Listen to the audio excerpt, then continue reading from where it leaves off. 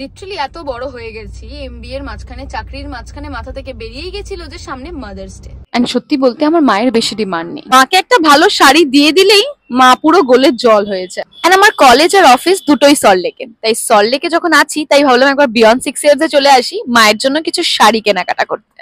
চলো এবার ভেতরে যাওয়া যাক। এন্ড আমার মায়ের পিওর সিল্ক খুব প্রিয়, আমার এই পিওর সিল্ক উইথ কাশ্মীরি ওয়ার্কটা দারুণ লেগেছিল। সাথে আমি কিছু পিওর তসরের অপশনও চেক করে নিই, যার মধ্যে অ্যাভেলেবেল ছিল কারদানার ওয়ার্ক সাথে হ্যান্ড স্টিচ ওয়ার্ক। তারপরে কিছু টেম্পল জুয়েলারিজ এর অপশনও দেখে নিই আমি মায়ের জন্য। এন্ড তারপরে নিজে ট্রাই করে ফেলি এই চেক তাঁত এন্ড সাথে একটা জামদানি।